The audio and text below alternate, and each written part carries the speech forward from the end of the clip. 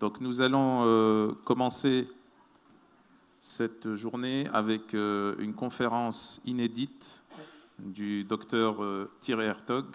Thierry Hertog qui est le numéro 1 mondial des thérapies hormonales anti-âge et d'amincissement. Donc il va nous présenter une conférence, et donc ce sera la conférence d'ouverture de ce congrès. Thierry Hertog, qui est également le président de la Société internationale de médecine anti-âge. Donc, je vous laisse avec la présentation de Thierry Hertog et je vous souhaite donc 2 belles journées de savoir, de partage et de connaissances. Merci à vous. Merci Amine, merci de me donner l'occasion de pouvoir parler. Merci à toute l'équipe là-bas qui organise ce congrès au Maroc. Et merci à vous qui êtes dans la tendency d'être là. Je suis assez honoré de pouvoir parler ici au Maroc, même si c'est à distance. Et je vais vous présenter un sujet, à mon avis, qui est beaucoup trop peu connu et qui est peut-être le principal dans le traitement du syndrome métabolique et du surpoids. Il s'agit exactement des thérapies hormonales qui peuvent améliorer la situation. Voici ma présentation, je pense que vous la voyez. Elle est en anglais, mais je pense que beaucoup d'entre vous m'ont dit connaissent l'anglais suffisamment pour pouvoir suivre les slides. Et de toute façon, l'explication sera en français. Alors, comment inverser le syndrome métabolique? C'est en fait en corrigeant les carences hormonales. Évidemment, la diététique est importante, la nutrithérapie également. C'est un ensemble de thérapies qui permettent d'avoir le meilleur résultat. Donc ici, je vais parler sur 3 thérapies importantes. La thérapie thyroïdienne, la thérapie d'hormones de croissance qui est beaucoup trop peu connue, je crois, dans vos pays, et également sur la testostérone, aussi bien chez l'homme que chez la femme, pour réduire le surpoids et le syndrome métabolique particulièrement. Donc ici, vous avez ces 3 thérapies représentées schématiquement. Elles peuvent toutes faire perdre du poids, mais en même temps, les 2 dernières, en tous les cas, peuvent augmenter la masse musculaire, ce qui est quand même très, très intéressant.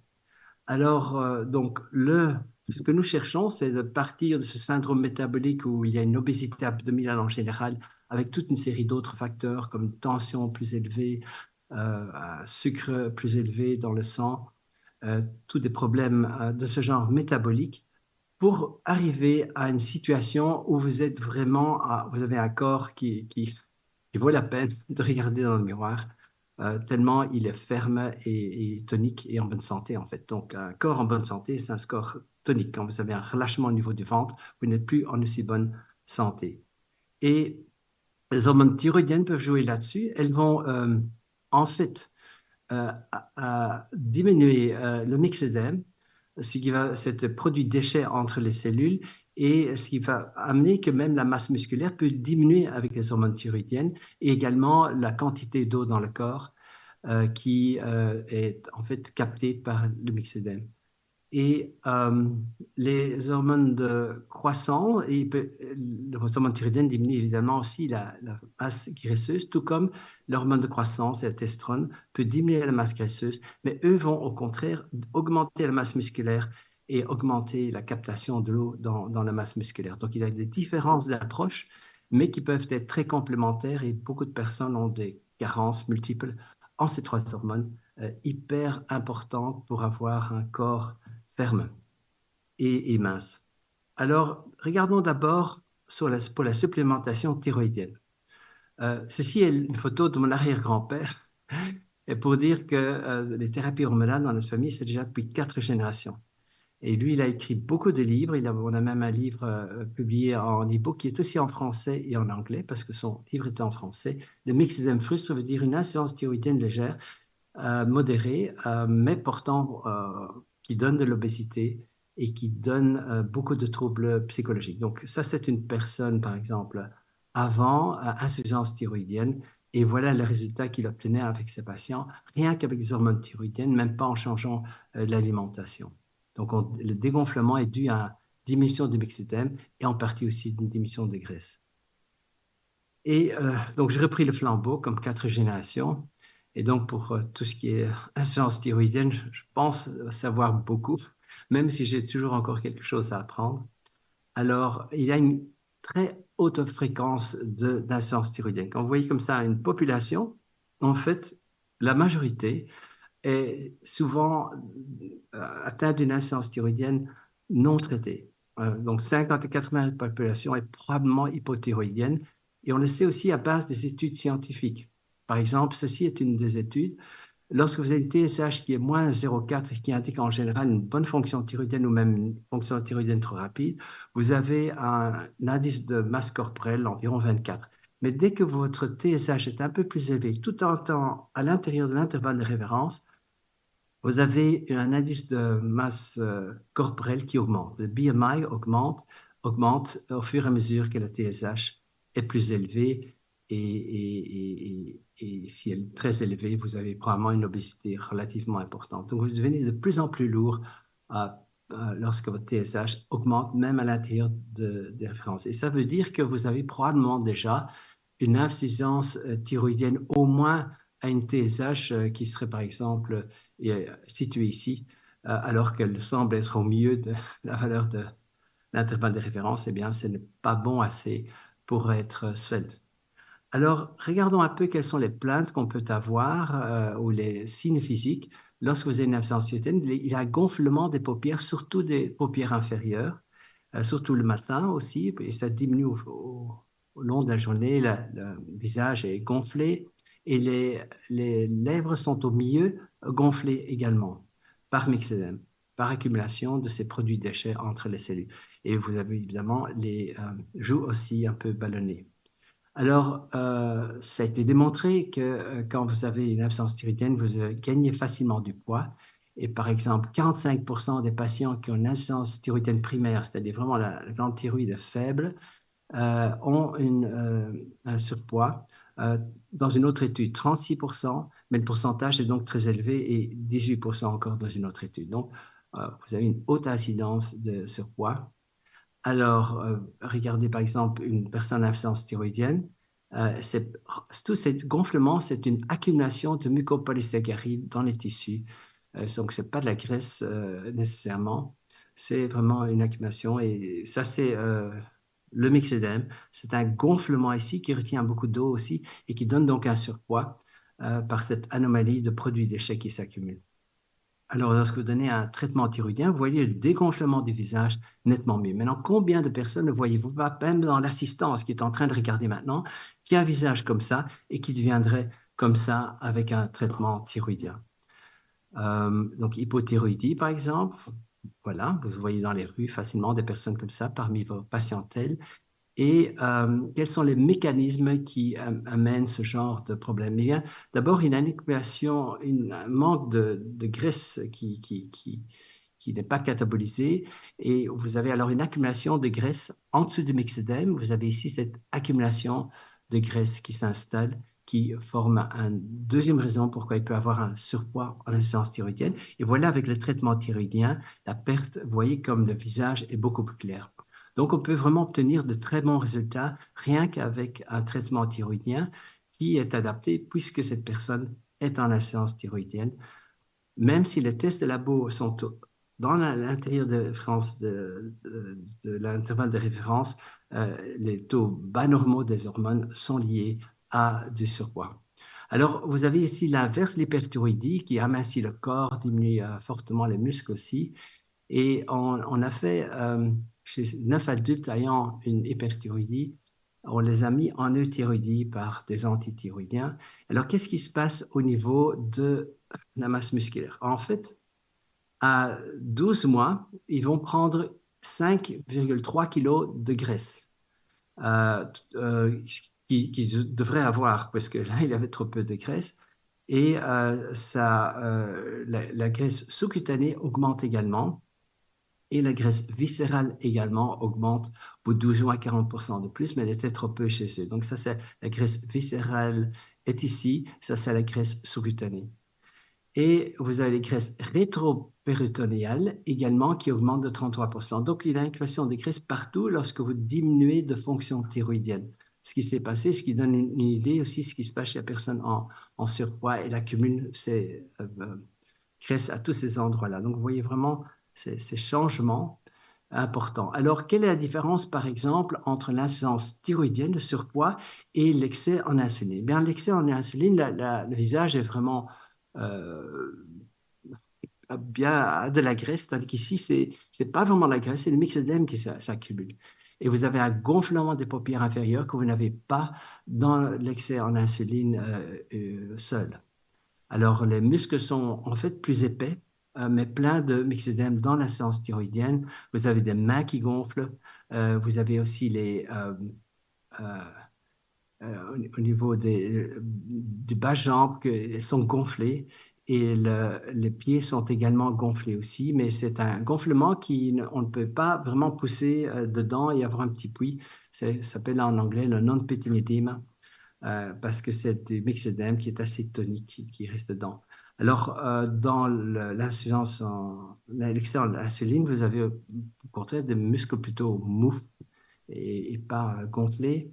Vous avez un ventre qui gonfle, plein de graisse, et vous avez aussi les mains qui peuvent être graisseuses, les euh, cuisses qui peuvent avoir la cellulite, qui n'a pas nécessairement dans la séance thyroïdienne, et aussi le bas des jambes peut être aussi avec de la graisse. Donc, il y a vraiment de la graisse plutôt que du myxédème dans cet excès.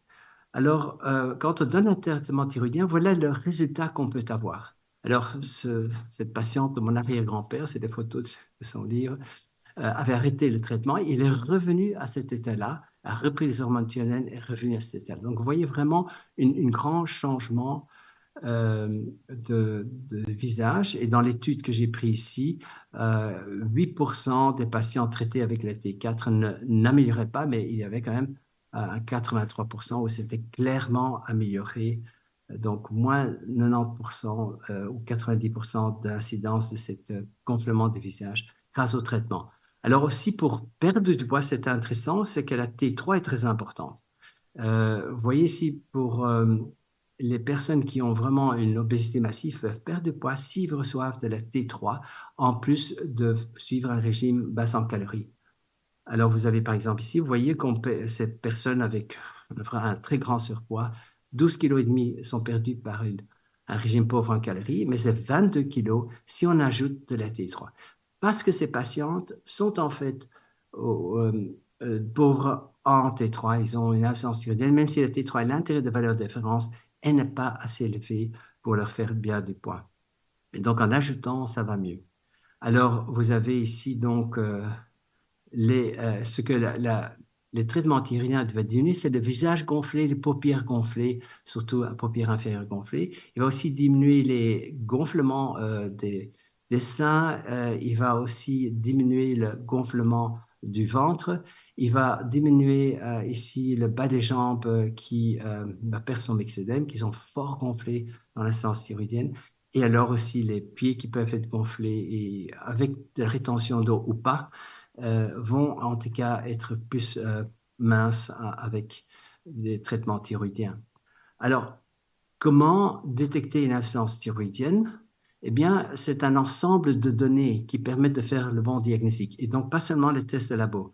Vous avez une histoire médicale, par exemple une croissance un peu lente, une obésité dans l'enfance, des plaintes qu'on peut avoir, des signes physiques également assez typiques et qui reflètent en fait l'activité thyroïdienne intracellulaire. Si on veut savoir ce qui se passe vraiment dans les cellules, pas seulement dans le sang, il faut faire un examen physique et interroger le patient pour les plaintes typiques d'insuffisance thyroïdienne. Ça, c'est la conséquence de ce qui se passe dans les cellules.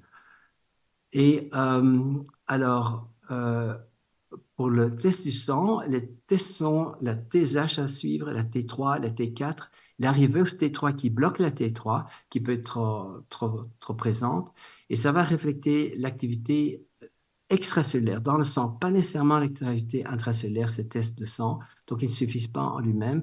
Pour faire un diagnostic, en Belgique, on a les 24 heures d'urine, où on a une image sur 24 heures de la fonction thyroïdienne. Et alors, on a aussi des marqueurs de l'activité thyroïde dans le sang. Et ça reflète l'activité thyroïdienne intracellulaire dans les cellules. La phosphatase alcaline, l'osteocalcine, ce Ce sont deux paramètres de la nouvelle formation osseuse qui sont dépendantes des hormones thyroïdiennes. Donc, plus élevés ils sont, mieux est la fonction thyroïdienne. Le cholestérol total qui est diminué par une bonne fonction thyroïdienne. Et sont des paramètres également importants pour juger.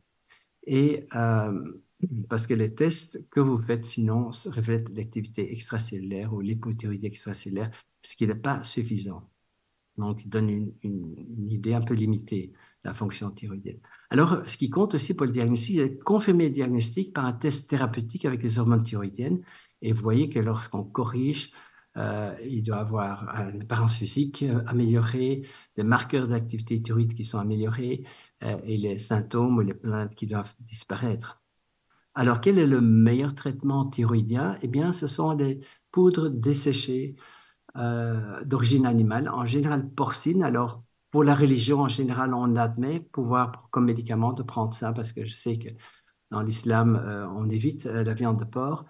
Mais pour ici, s'il s'agit de la santé, c'est de petites quantités, c'est plus petit qu'une olive par jour, donc on peut en prendre.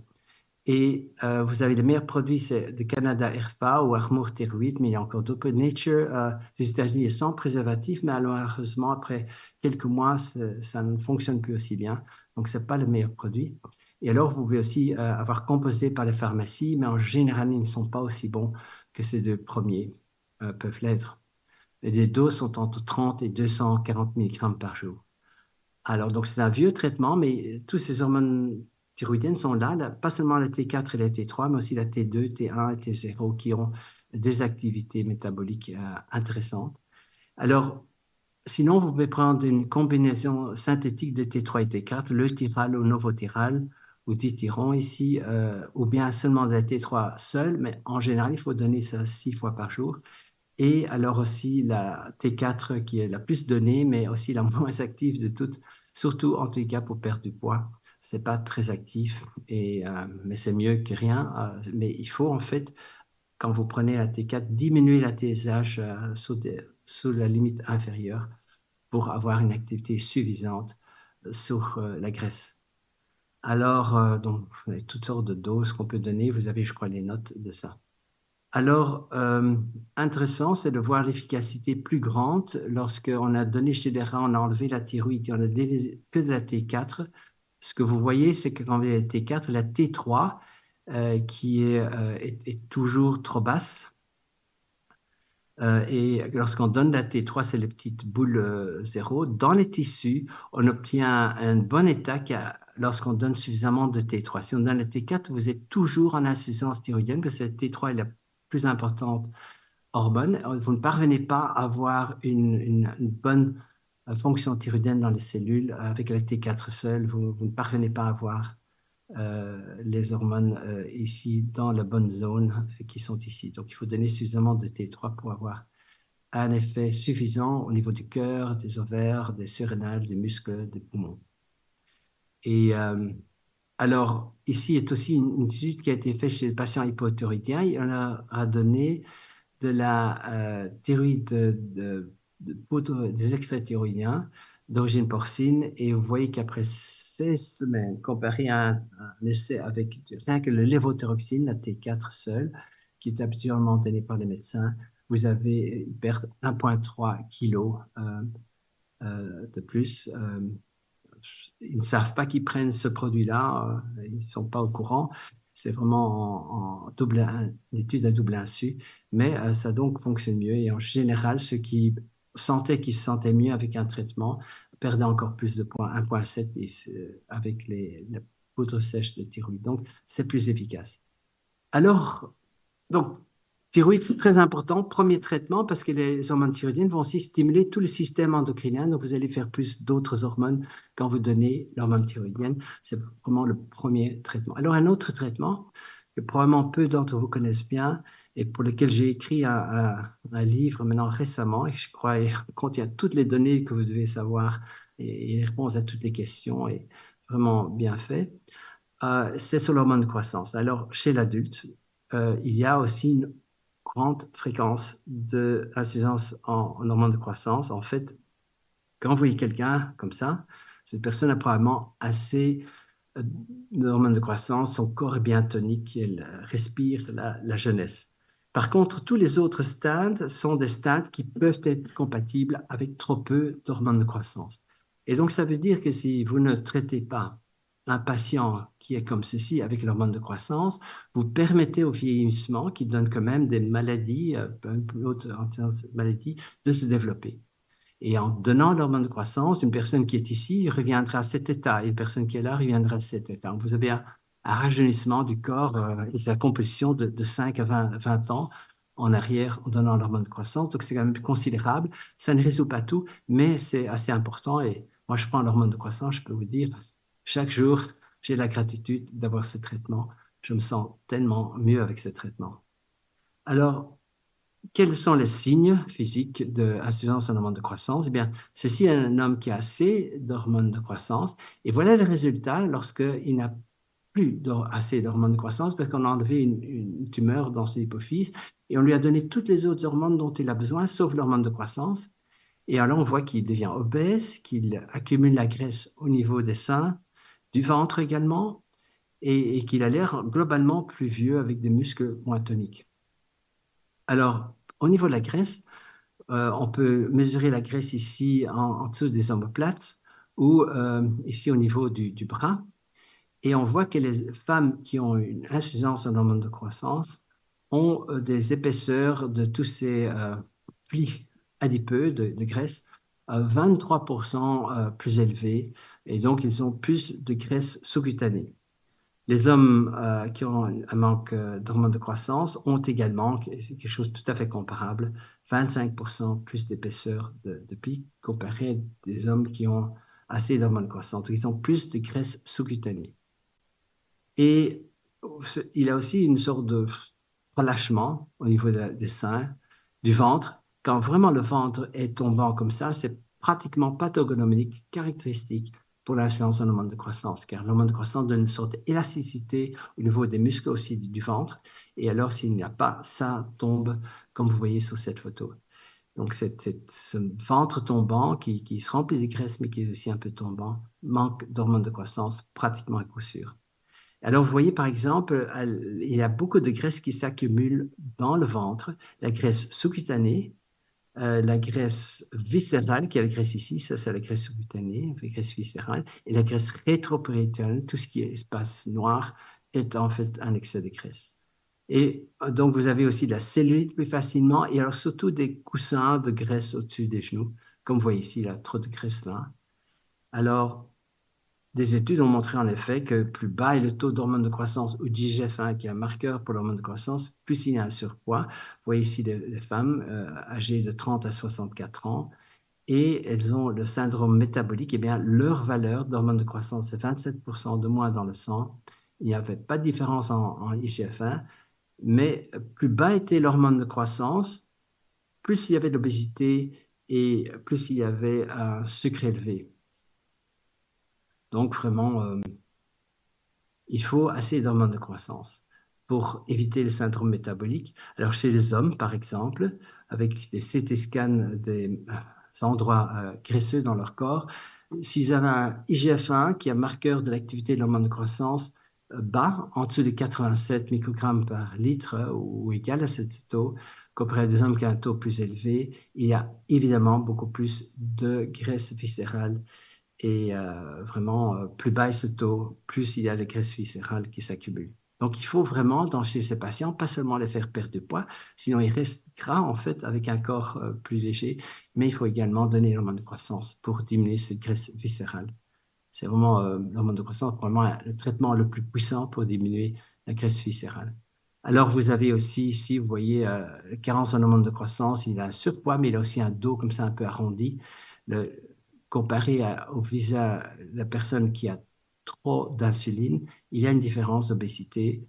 Vous avez ce dos courbé avec ses muscles qui sont un peu relâchés, les mains qui vissent, alors que chez l'homme qui a trop d'insuline, les muscles sont plutôt un peu hypertrophiés par de la graisse, mais pas par une perte de muscle. Et vous avez aussi le ventre graisseux dans l'insuline. Ici, c'est pas seulement graisseux, mais il tombe en fait, il est tombant. Et alors aussi, l'intérieur des cuisses tombe ici, alors qu'ici, les cuisses ne sont pas entièrement tombantes, mais il y a plus de graisse. Donc, il y a quand même une différence entre les deux. On accumule une perte musculaire et trop de graisse dans la séance de hormone de croissance, tandis que l'excès en insuline, il y a juste trop de graisse seulement. Alors, on a aussi des poitrines qui sont un peu tombantes dans le mode de croissance, dans la carence en hormone de croissance. Alors, quel est l'effet du traitement de l'hormone de croissance sur le corps? Eh bien, comme ici, vous avez ici des patients qui ont une insuffisance d'hormone de croissance développée à l'âge adulte. On donne l'hormone de croissance et qu'est-ce qu'on a? On a un ventre qui, évidemment, se rectifie, devient plus plat et on a en fait, ils ont 2,5 kilos de muscles en plus, ils ont 3 kilos plus d'eau dans leur corps, ils ont en fait 6 kilos de graisse en moins et donc plus de muscles, moins de graisse, ça fait un corps plus jeune. Et ils ont surtout moins de graisse viscérale et leur taux d'IGF-1 a fort augmenté. Mais on voit aussi que l'hormone de croissance stimule la conversion de la TK33. Donc, ils ont une fonction thyroïdienne meilleure et ils sentent aussi évidemment beaucoup mieux et vraiment beaucoup mieux. L'hormone de croissance enlève l'épuisement qu'on peut avoir à partir d'un certain âge. Alors, vous avez vu ce schéma, c'est des scans du ventre en insuffisance en hormone de croissance. Ceci, ce qui se passe avec le traitement en hormone de croissance, ce sont de vraies photos. Vous voyez que la graisse qui était ici a disparu, sous-cutanée pratiquement. Elle est encore un peu là, mais elle est 2 fois moindre. Et la graisse viscérale a pratiquement aussi disparu ici. Et la graisse rétropéritonéale, on la voit aussi beaucoup moins. Donc, vraiment un effet très important après 6 mois de traitement en hormone de croissance. Alors, qu'est-ce que l'hormone enlève? Eh bien, il enlève le vieillissement, ou en tout cas diminue le vieillissement et le relâchement qu'on peut avoir avec l'âge. Il enlève le cou un peu gras, surtout la bosse de bison qu'on peut avoir, des graisses derrière est enlevée par l'hormone de croissance. Il enlève la graisse au niveau des seins. Il relève le ventre qui est tombant et diminue ce ventre un peu obèse. Et la cellulite aussi est diminuée avec l'hormone de croissance. Et les coussinets de graisse au-dessus des genoux sont aussi enlevés. Donc, effet assez important de ces zones-là du corps. Alors, comment détecter la carence en hormone de croissance? Eh bien, un diagnostic est fait également en contrôlant à l'examen clinique physique le patient parce que là, on a vraiment les effets finaux dans les cellules cibles. En faisant des tests, et ce sont tests du sang, c'est surtout le passage alors de l'hormone thyroïdienne et 24 heures d'IGF. Maintenant, il faut savoir que le test d'IGF-1 et IGF-PP3, en fait, le rapport entre ces deux paramètres donne une idée de l'activité dans les cellules de l'hormone croissante. Donc ici, on a quand même un test cellulaire avec IGF-1 sur IGF-PP3. Et alors, il faut évidemment donner les traitements aux patients et voir l'effet que ça a sur leur corps. Et donc, ceci sont les tests principaux dans le sang à vérifier si un IGF-1 élevé et un IGF-BP3 suffisamment bas indique une bonne imprégnation, une bonne activité de l'hormone de croissance. Par contre, un IGF-1 bas avec un IGF-BP3 élevé, c'est pas bon. Alors, l'hormone de croissance, on donne des injections sous-cutanées d'hormones de croissance et les doses, et c'est mieux que des injections intramusculaires qui n'existent plus pour l'instant. Ils existaient il y a environ 8 ans. On avait une intramusculaire 1 fois par mois à donner. Maintenant, c'est dans des injections à donner tous les jours. Et il faut savoir que les personnes en surpoids peuvent avoir besoin de doses bien plus élevées. Pourquoi? Parce que la graisse les neutralise. Alors, vous avez ici les stylo-injecteurs, qui est le meilleur traitement à donner. Et les doses à donner, c'est entre 0,05 et 0,4 mg par jour.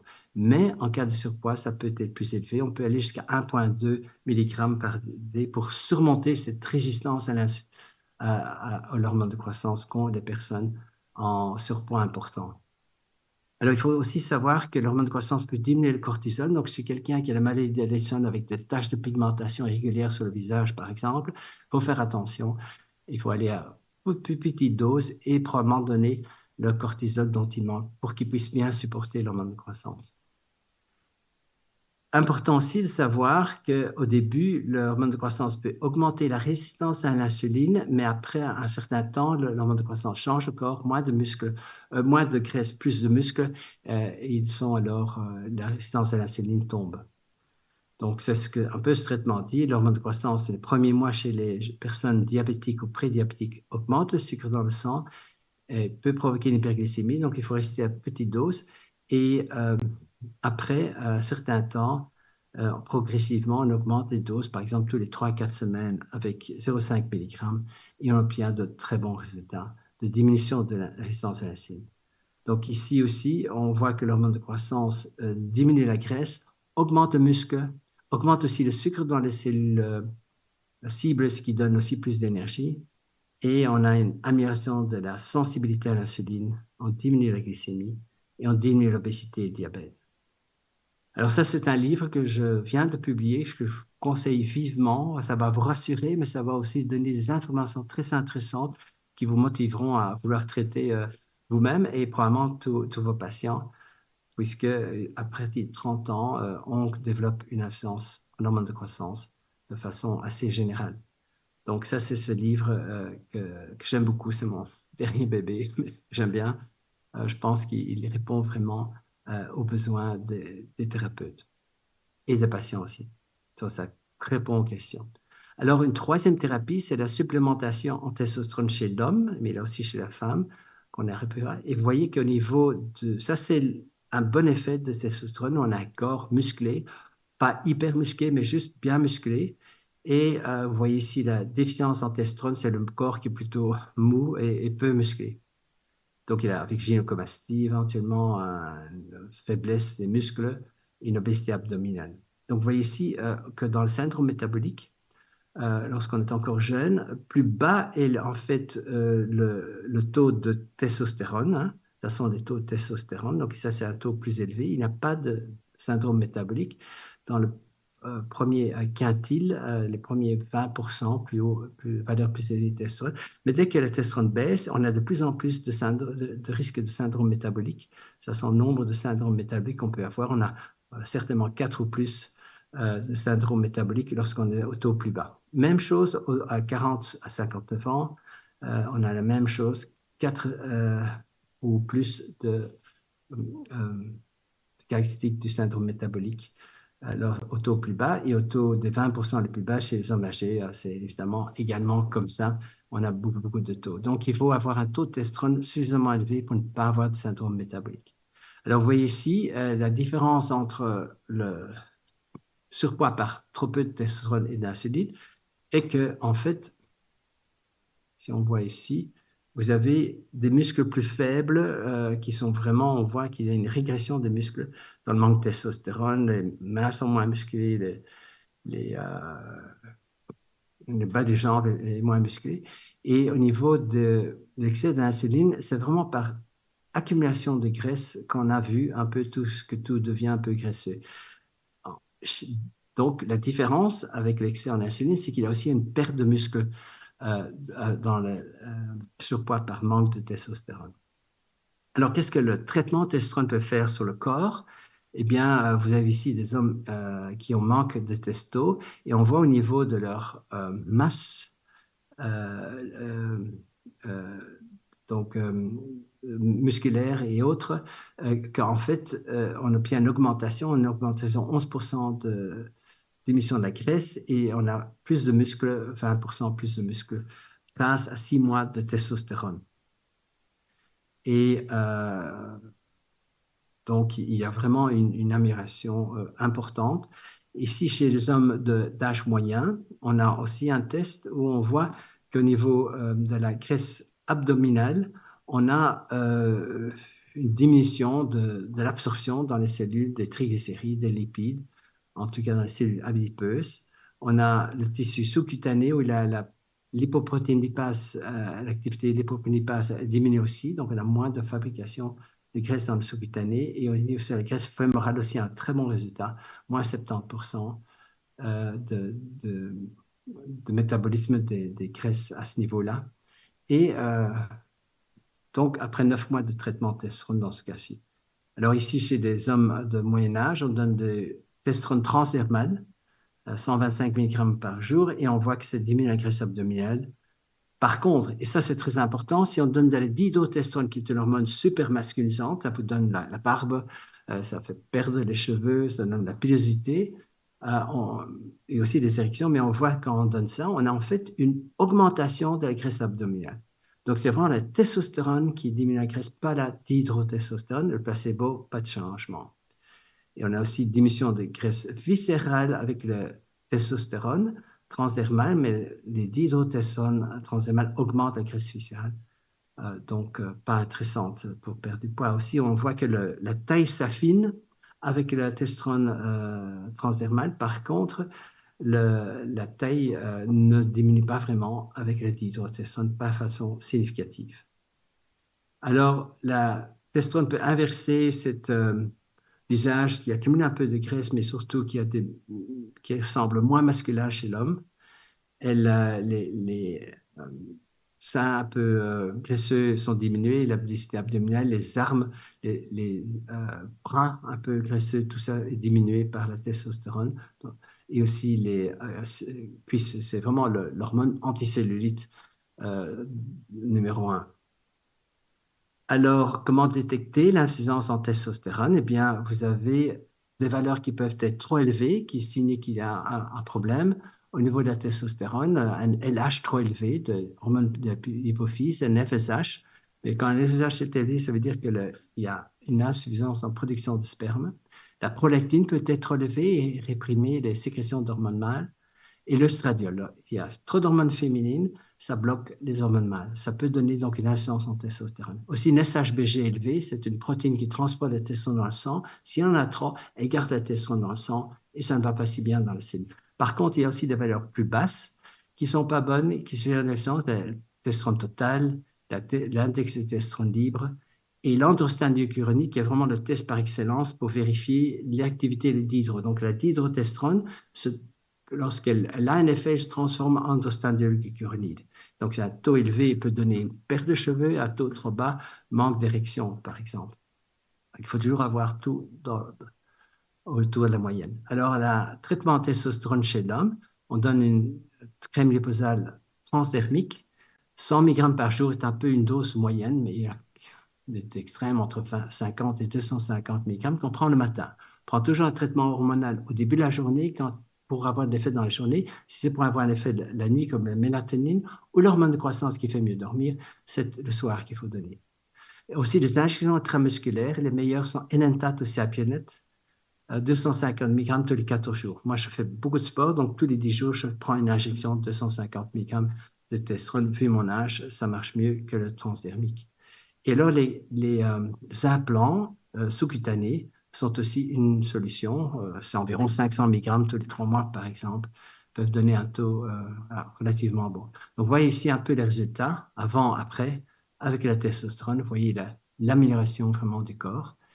Et ceci est un livre que j'ai écrit qui contient, je crois, le plus d'informations dans ce traitement que vous pouvez trouver dans tous les livres sur la testostérone, avec tout ce qu'on peut faire aussi, si on peut donner la testostérone chez les patients qui ont un cancer de la prostate et si on le fait à quelle dose, et aussi pour réduire l'hypertrophie de la prostate ou améliorer la sexualité chez l'homme. Vous avez toutes les informations nécessaires avec beaucoup de références scientifiques. C'est assez à jour sur ce point de vue-là. Vous pouvez toujours aller sur le site airtalkmedicalschool.eu pour tous les livres. Vous pouvez aussi scanner ce code.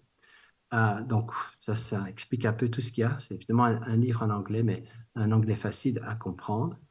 Alors, le dernier traitement est en fait aussi la testostérone, mais chez la femme, et je vais passer un peu plus vite ici dessus, mais ça donne aussi une fermeté physique à la femme.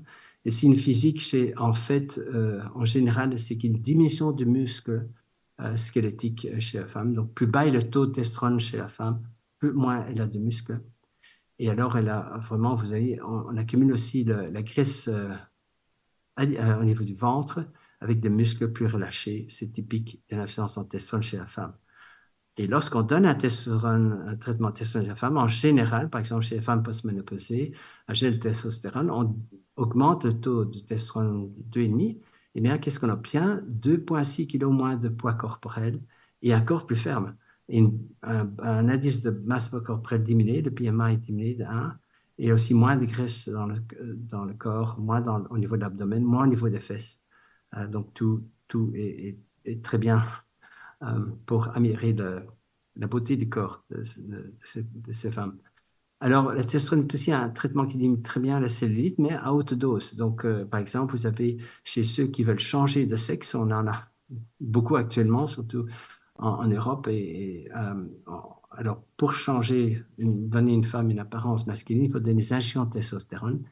Et ce qu'on voit alors chez ces transsexuels, c'est que le muscle dans les cuisses augmente fortement, la graisse sous-cutanée diminue assez bien, mais qu'il a une très légère augmentation en la graisse viscérale dans cela, mais c'est très léger. Donc, vous voyez par exemple ici, les graisses viscérales augmentent légèrement, mais toutes les autres graisses ici diminuent. Vous voyez ici, graisse abdominale, graisse au niveau de la hanche et des cuisses diminuent assez bien chez ces personnes-là.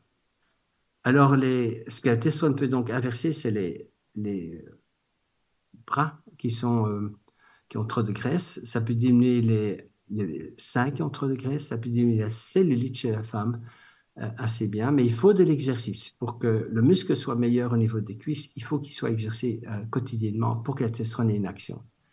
Ça, c'est différent de l'hormone de croissance. Les tests qu'on fait, c'est un peu similaire chez l'homme.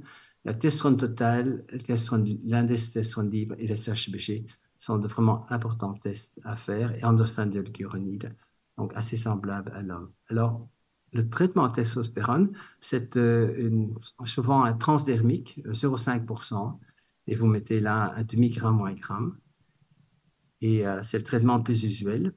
On applique aussi sur l'intérieur du bras ça, et souvent les femmes aussi en général, et ça c'est toujours chez les patients, ont aussi un traitement aux hormones féminines qui contrebalance le traitement de testostérone, et on peut le mettre sur l'intérieur des bras où il y a peu de pilosité possible.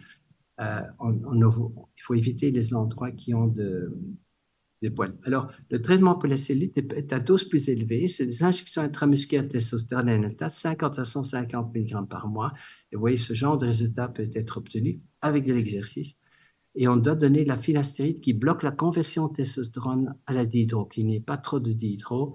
Et les doses peuvent être relativement élevées, mais bien supportées si on donne la testostérone, 2,5 à 10 mg. Donc, il faut des exercices. Et on peut lancer une crème anticellulite avec la testostérone dedans et des bloqueurs de la conversion de testostérone en dihydro. Alors, petit tip, il faut toujours manger assez de protéines quand on prend ces traitements anabolisants. Donc, peut-être pas au temps, mais en tous les cas, il faut beaucoup si vous voulez avoir un effet important de meilleurs muscles et moins de graisse.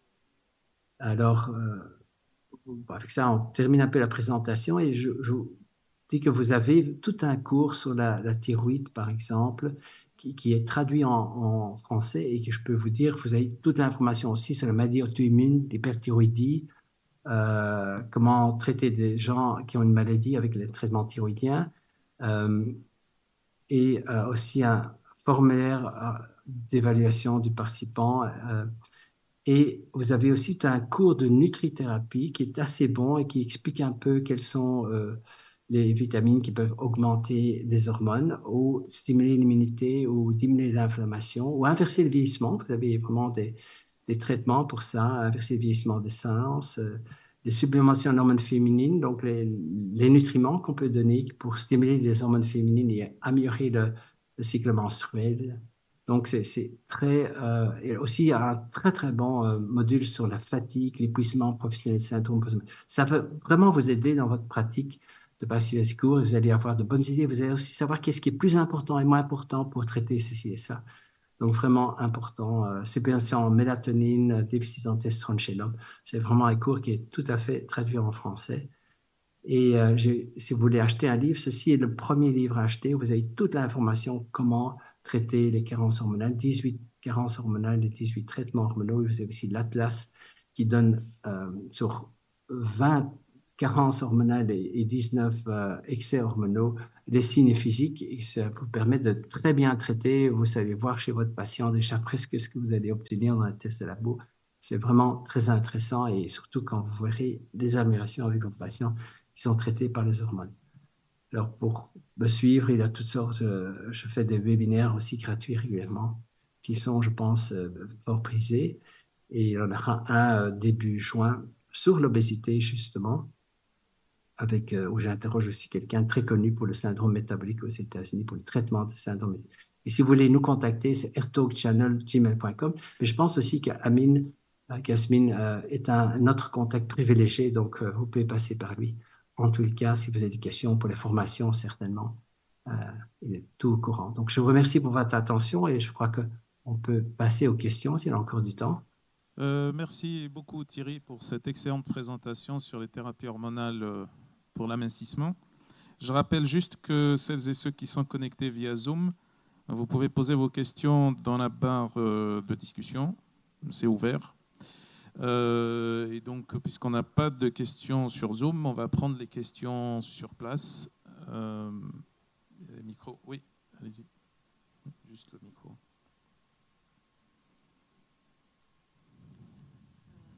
Alors, moi, j'aurais deux questions. D'abord, par rapport à la thyroïde, parce qu'il y a certaines personnes qui suivent, donc qui sont en hypothyroïdie et qui, malgré le traitement, donc le seul qui existe au Maroc, ça va être l'évothyrox, donc la T4, malgré le fait qu'il y a une amélioration sur le plan biologique, c'est-à-dire quand on fait des analyses, c'est-à-dire l'hypothyroïdie est bien contrôlée, mais malgré ça, ils gardent les symptômes morphologiques, à savoir myxodème, fatigue, chute de cheveux, tous les autres symptômes, sauf que sur le plan biologique, c'est correct. Donc, qu'en pensez-vous et comment on peut y remédier? Alors, il y a deux moyens. D'abord, c'est de trouver la T3 et d'ajouter la T3. Vous avez en général en microgrammes, T3 est, disons, 1 et vous avez 5 fois plus T4. Mais il faut de la T3 aussi pour stimuler la conversion de T4 en T3. Donc, il faut trouver la T3 ou bien, vous savez, maintenant par Internet, on sait tout avoir. Même Erfa-thyroïde, si le patient dit que c'est pour raison médicale, il sait l'avoir sans prescription Erfa-thyroïde sur Internet. Dans ce cas-là, c'est peut-être le meilleur moyen. Alors, si vous n'avez que la T4, en fait, il faut supprimer la TSH. Elle doit être vraiment en dessous de la valeur inférieure de limite pour avoir assez d'effet. Mais quand elle reste, la TSH reste, disons, non supprimée, en général, les patients n'améliorent pas assez. Donc, alors, il est aussi important de savoir qu'il y a toute une série de mesures, de style de vie à introduire. Par exemple, si vous mangez de la viande le soir, vous allez ralentir votre thyroïde toute la nuit. Donc, même si je donne un bon traitement thyroïdien à mes patients, ils vont quand même se lever gonflés et raides le matin par insuffisance thyroïdienne parce qu'ils ont mangé trop de viande qui ralentit la conversion de T4 en T3 dans le foie parce qu'alors toute la nuit, il y a des acides aminés qui arrivent et qui ralentissent cette conversion. Donc, il faut en fait manger comme un roi le matin, comme un prince à midi et comme un mendiant le soir. Et surtout pas de protéines. On peut manger des légumes bouillis, pas de problème le soir, mais il ne faudrait pas manger les viandes parce que là même avec un bon traitement. Donc il y a moyen de favoriser vraiment la fonction thyroïdienne par l'alimentation. Par exemple, si un patient mange un plat de fruits, il va stimuler sa thyroïde, cette conversion de T4 en T3. Donc il a moyen avec un T4 de malgré tout atténuer l'insuffisance des effets par les hormones thyroïdiennes. Merci Thierry. Donc j'ai une question ici. L'alimentation, oui. Que pensez-vous des compléments prétendus libérateurs d'hormones de croissance sur le marché? Alors, ces traitements, ça marche chez des gens en dessous de 35 ans qui, en fait, n'ont pas vraiment besoin de beaucoup d'hormones de croissance en plus. Et après, ça ne semble pas bien fonctionner. Et si ça fonctionne pendant 6 semaines, en gros. Et après, en fait, ces compléments stimulent la sécrétion d'hormones de croissance, mais après, la réserve qui est de 2 mg qui est en moyenne chez un adulte en bonne santé est épuisée et ne marche plus. Il faut arrêter pendant un mois et puis reprendre. Donc, ce n'est pas un traitement de fond. Ça aura peut-être 10-20% d'effet de l'hormone de croissance. L'hormone de croissance est carrément plus efficace. Donc, il faut vraiment, vraiment penser que quand on a une carence hormonale suffisamment importante, il faut donner l'hormone. Et alors, ça marche bien. Je vous conseille d'ailleurs tous de prendre l'hormone de croissance si vous êtes âgé de plus de 30 ans, parce que là, la carence commence. Et alors, vous verrez, moi, c'est en prenant des traitements hormonaux moi-même, à l'essai, avant de donner aux patients, c'est une sorte d'éthique que j'ai toujours eue, d'essayer, c'est que je me suis dit, mais waouh, c'est vraiment tellement important, je ne vais plus louper une déficience et je vais donner le traitement aux patients parce que je me sens si bien avec ça, j'ai envie de partager et que d'autres en profitent aussi. Merci. Une deuxième question et après. Juste par rapport au traitement hormonal, donc à la testostérone et le risque de cancer, et je rajouterai aussi traitement hormonal à l'hormone de croissance et risque de cancer. Oui, donc je fais une présentation aux États-Unis sur l'hormone de croissance et les bénéfices pour éviter le cancer et pour éviter d'avoir une maladie cardiaque. Donc, en fait, il y a énormément de données qui disent que c'est plutôt protecteur. Par exemple, c'est une grande étude qui a été faite sur des patients suédois en insuffisance d'hormones de croissance a montré qu'en donnant à ceux qui ont une insuffisance en hormones de croissance, comparé à ceux qui aussi ont une insuffisance en hormones de croissance n'ont pas pris, donnant l'hormone de croissance, ils ont en moyenne 50% moins de cancer.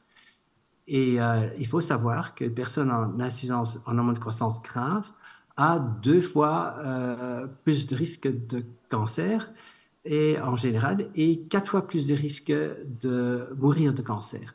Et en plus, les personnes qui ont trop d'hormones de croissance, comme l'acromégalie, avec les grands nez, enfin, toutes les extrémités sont agrandies, c'est des gens qui font 10 fois plus d'hormones de croissance, ont en moyenne 26% moins de cancer en général. Ils ont un peu plus de cancer de côlon, mais ils ont moins d'autres cancers. Donc, c'est assez rassurant. Pour la testostérone, les données sont maintenant légion. On donne actuellement ici en Belgique et aux États-Unis de l'hormone de croissance à des patients qui ont eu un cancer de la prostate et ça n'a pas de problème. Ils donnent aussi à ceux qui ont un cancer actif de la prostate et ça n'empire pas le problème. Les études ont même montré que lorsque le cancer est terminal de la prostate, on peut prolonger la survie des personnes en donnant des injections de testostérone chez ces hommes. Donc, je crois que c'est très rassurant. Amine, j'ai aussi ici des questions, je crois, qui ont été par Internet. Je peux peut-être... Attends, on va prendre une ou deux questions sur place et puis on prend les autres, d'accord? Docteur Benis, allez-y. Bonjour, docteur Hertog. Je vous remercie pour votre intervention. Donc, si je comprends bien, vous donnez directement les traitements hormonaux en cas de déficience. Est-ce que vous n'essayez pas de remonter à la cause de ces déficiences? Est-ce que vous n'essayez pas d'optimiser d'abord le fonctionnement de ces hormones par des interventions micronutritionnelles ou nutritionnelles avant de prescrire l'hormone elle-même? Merci. Oui, donc je fais une médecine très globale, elle est beaucoup plus loin que ce que vous croyez. J'apporte même l'aspect spirituel où vous avez des gens qui retiennent des émotions et alors le sang ne coule pas bien au niveau de la thyroïde et des autres glandes. Donc, on fait une médecine très, très globale. Ici, je me suis focalisé un peu sur les hormones. Maintenant, je n'hésite pas à donner l'hormone d'emblée dès le premier traitement quand la carence est trop grave. Quand elle est légère, évidemment, je sais qu'on peut améliorer par l'alimentation et par une sorte de psychologie plus positive et en dormant plus aussi. C'est très important. Hein, on dort 2 heures de moins en moyenne qu'il a 60 ans. Et donc, en dormant plus, on peut améliorer, mais pas suffisamment. On sent ça comme médecin, après une certaine expérience, on sent qu'on n'aura pas assez d'effet. Il faut savoir que les jeunes patients, en tous les cas, actuellement, sont très différents d'avant. C'est des gens beaucoup plus motivés. Ils veulent être optimales et on peut être optimal sans danger en donnant l'hormone. J'informe évidemment le patient s'il y a un surdosage, ce qui se passe, de façon à ce qu'il réduise la dose. Donc, c'est fait de façon très prudente. Il n'y a donc pas de risque et je traite depuis tellement longtemps et aussi mes prédécesseurs et on sait que même si on traite à vie, c'est tout à fait OK. La personne va probablement vivre un peu plus longtemps, mais surtout être en meilleure santé pendant tout ce temps-là. Bonjour, docteur Hertog. Merci pour votre intervention. Donc, ma question, c'était peut-on soutenir la thyroïde chez quelqu'un qui a une maladie auto-immune telle que Basedow et Hashimoto avec la micronutrition, en parallèle d'un traitement hormonal? La nutrition est justement très importante justement pour traiter la maladie auto-immune. Vous donnez en moyenne pendant 4 mois 400 microgrammes de sélénium Et puis après, vous allez à 200 microgrammes. Et il faut traiter pendant 1 an ou 2 quand même. Hein. Et alors, il y a du myonisitol, c'est 2 fois 600 milligrammes qu'on donne. Et on donne aussi la vitamine D à dose assez importante. Moi, je donne 10 000 unités, mais c'est sans danger pour quelqu'un normal, 10 000 unités par jour.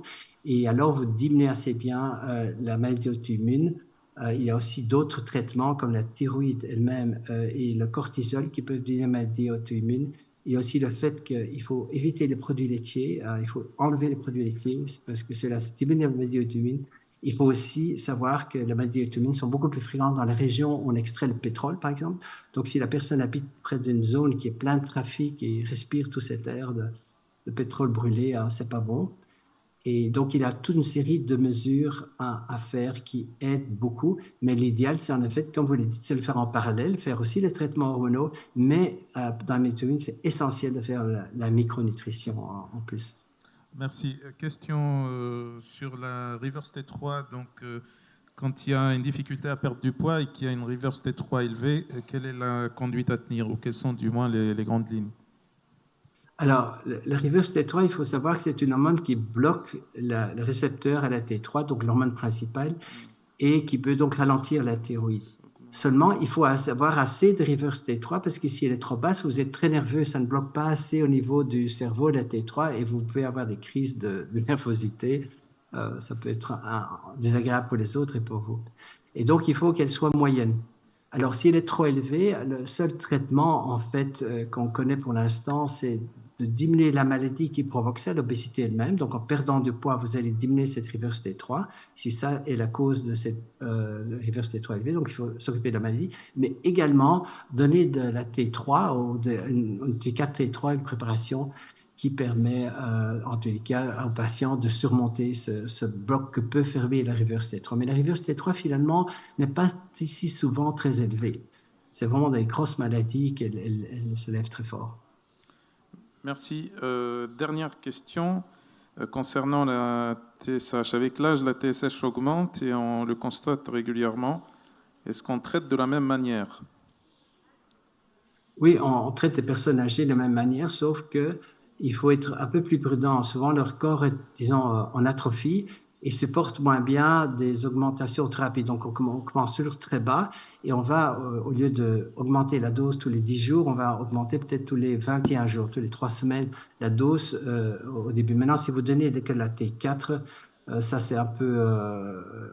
c'est peu actif, on peut aller un peu plus vite. Mais si vous donnez une préparation à T3, T4, vous devez être plus prudent, peut-être augmenter tous les 3 semaines si la personne est vraiment âgée et atrophiée. Évidemment, ce que moi je fais, c'est que je vais rendre cette personne avec de meilleurs muscles, moins de graisse par les traitements comme l'hormone de croissance et la testostérone et d'autres traitements encore, DHA et autres.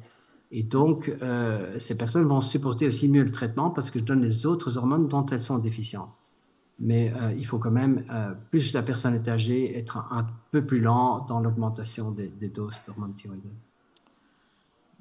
Ok, merci beaucoup Thierry pour cette excellente présentation. Merci, hein. C'est un grand honneur de t'avoir au cours de ce congrès. Merci.